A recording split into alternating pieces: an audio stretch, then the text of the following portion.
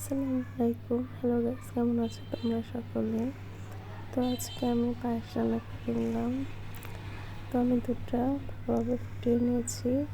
এখন এখানে চাল দিয়ে দিয়েছি পোলার। তো চালটা ভালোভাবে ফুটিয়ে নেব। ভালোভাবে ফুটিয়ে নেওয়ার পরে এখানে আমি কিছু এলাচ, দারচিনি এগুলো দিয়ে দিব।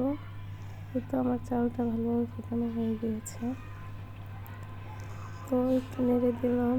আর এখন এখানে আমি কাঠবাদাম, কাজু বাদাম, পেস্তা বাদাম কুচি এবং কিশমিশ দিয়ে দিয়েছি। আর কিছু ফ্রেশ নারকেল কোড়ানো দিয়ে দিয়েছি। তো এগুলো দেওয়া শেষে একটু নেড়ে দিব। আর এখন কিছুটা লবণ দিয়ে দিলাম স্বাদ মতো।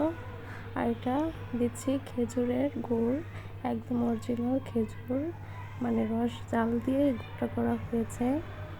তো এই তো দেখতে পাচ্ছ কি সুন্দর একটা কালার চলে এসেছে।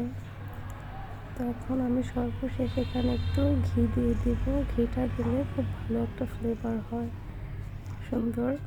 তো এই তো আমার ঘি দেওয়া শেষ। এখন দেখো আমার পায়েসটা কতটা সুন্দর হয়েছে। তো খেতেও খুব ভালো লেগেছে। আজকে এই পর্যন্তই। সবাই ভালো থাকবে।